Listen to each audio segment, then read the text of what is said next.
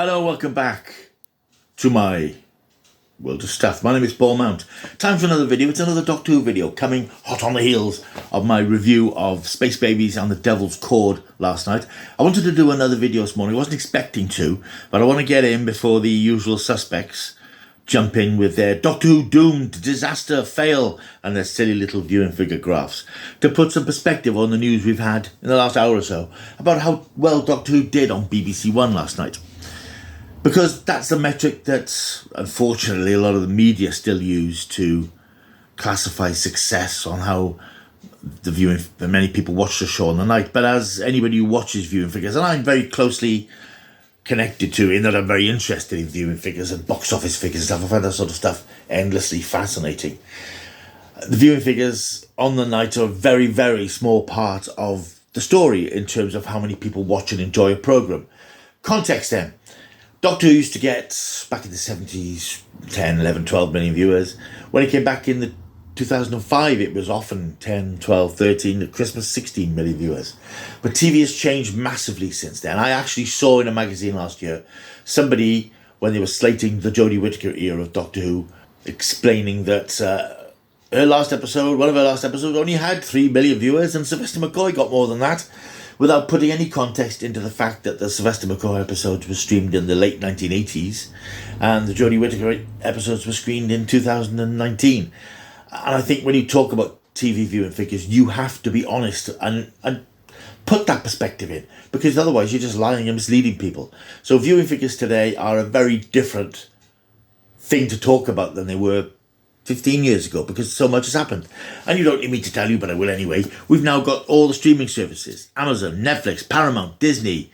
There are dozens of them, all competing for bodies, viewers, eyes on the screen. There's only so many bodies, viewers, eyes on the screen that can go round. So naturally, terrestrial TV has suffered. Of course it has, because it's a totally different beast. It's a 20th century mechanism. And it's creaky and it's old-fashioned. You have to watch a programme at 8 o'clock to view it. But you don't actually, because you can catch up with it at other times. And people are understanding that these days. And it's less important to sit and watch a programme when it was on. When I was a lad, you had to watch a programme when it was on, or you never saw it. You missed it. This is before the days of VHS tapes. Remember them, kids? Long before the days of DVDs. Remember them, kids? Long before the days of Blu-rays. You've probably never heard of them. So you had to watch a programme when it was on, or you didn't see it. It's not like that these days. You can watch a programme when it's on, but if you don't, you can watch it a week later, a few days later the same night. And that's the important thing about Doctor Who viewing figures. People who watch it on the night at a base from which the numbers build. I tell you all this as background because the viewing figures are in for those first 2 episodes, Space Babies, The Devil's Cord. And on the face of it, they don't look very good. I think it was 2.6 million for Space Babies, slight drop down to 2.4 million for The Devil's Cord. Now this seems staggeringly disappointing. This feels like panic stations. Especially on the night when the show was followed by Eurovision. And I think that the scheduling was very cleverly put together with a musical Doctor Who episode, a camp, high fantasy Doctor Who episode that leads then into this extremely camp Eurovision Song Contest. And I think the BBC probably thought they had a blockbuster lineup. I think Eurovision itself had something like 7.5 to 8 million viewing figures, which is again about 2 million down on last year. So viewing figures are down. Terrestrial viewing figures are down generally. They're very flat and they're getting flatter. The soap operas, which used to command 16, 17 million viewers, now get around 4, 5, 5.5. On a really good day, Coronation Street can manage 6 million. But that's with catch-up. That doesn't mean the people who watch on the night. That's the people who watch later in the night, during the week. The figures that are added to a pretty low base number. So that's what terrestrial television is, pretty low base numbers.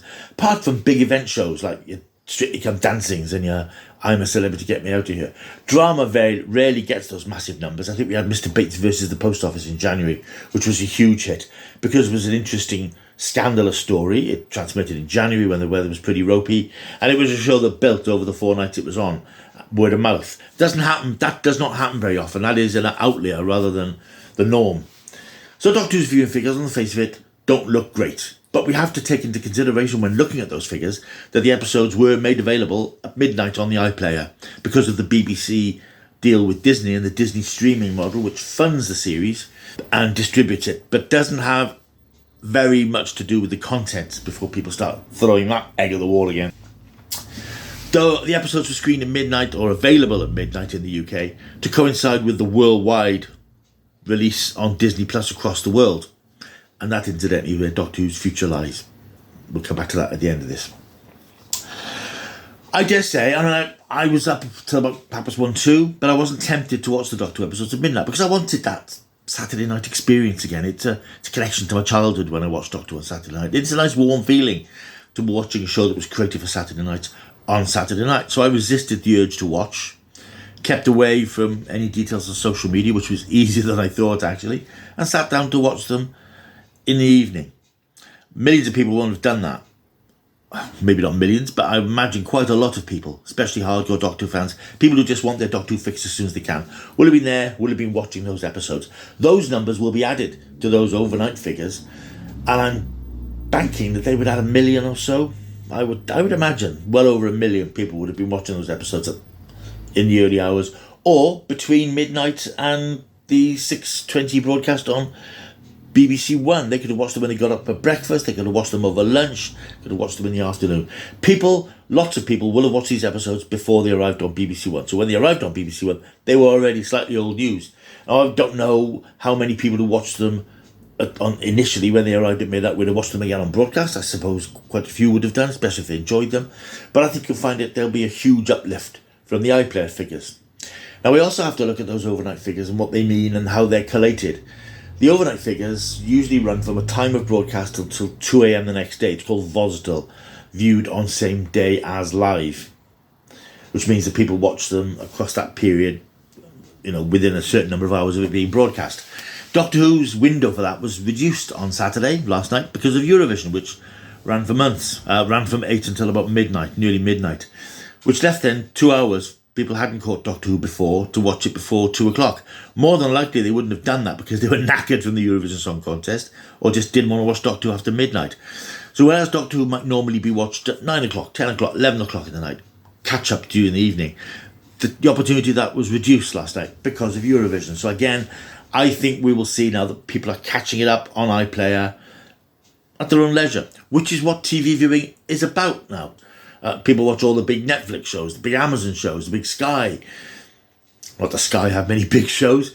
The big Apple, Paramount shows. They watch them all when they want to watch them, which is why you don't get so much what they used to call water cooler TV, because people watch them things all at different times.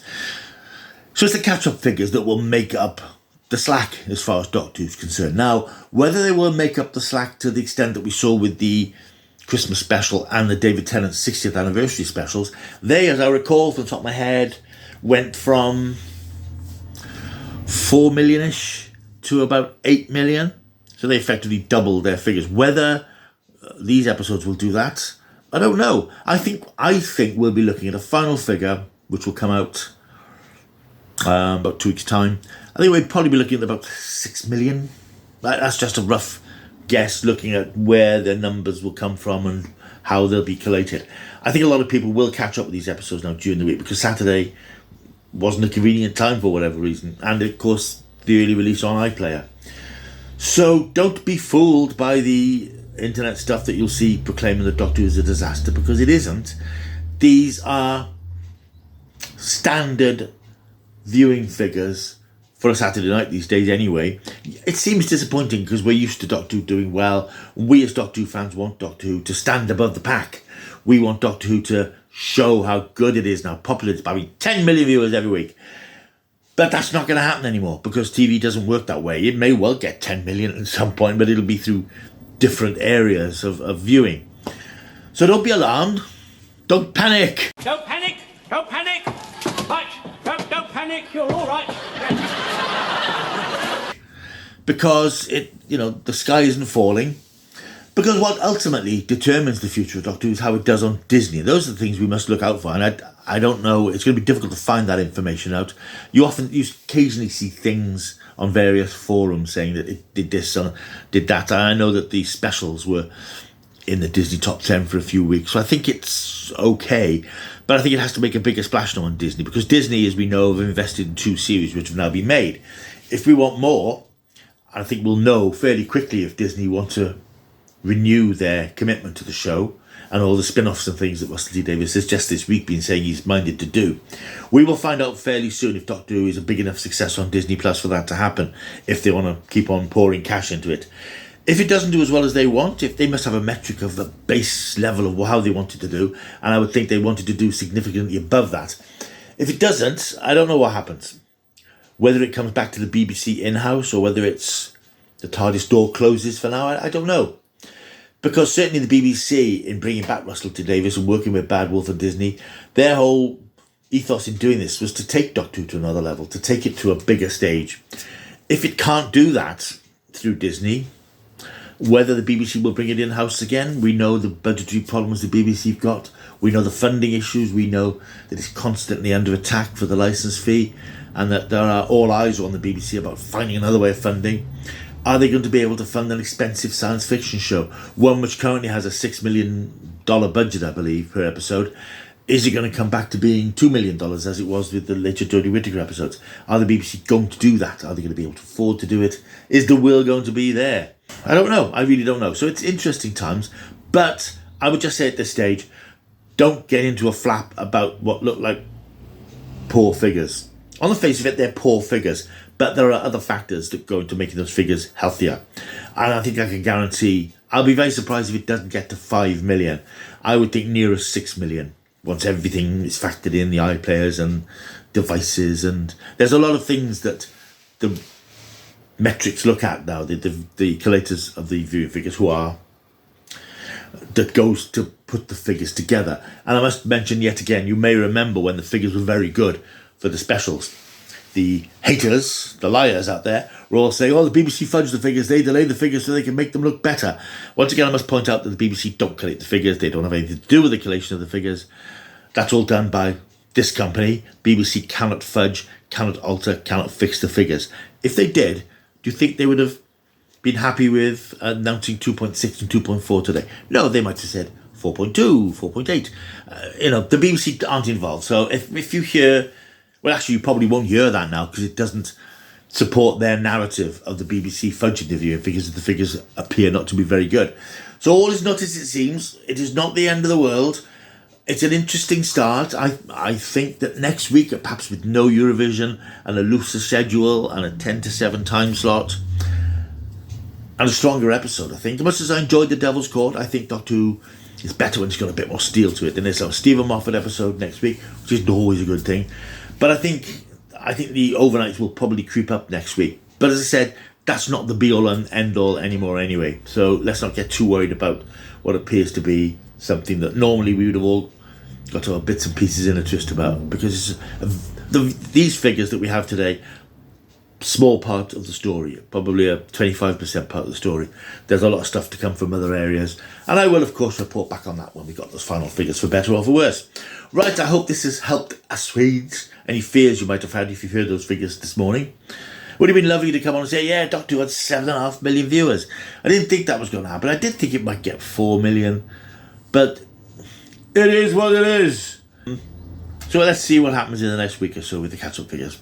Right, thank you for watching. Hope you enjoyed this little video, which I just decided to do off the cuff. If you did enjoy it, please like and subscribe. Leave a comment down below. Thank you, incidentally, for those of you who did leave comments about the episodes and were very measured and thought-provoking comments, not the crap I expected. And again, with this video, anybody who puts a Doctor Who's woke, go broke, Doctor Who crap, R.I.P., this proves it, that's just going to get deleted. So don't indulge yourself. Find other places on YouTube to spew out that sort of stuff. Right, also, welcome aboard a few new subscribers who joined in last night. Very nice to get some people on board. Stick around.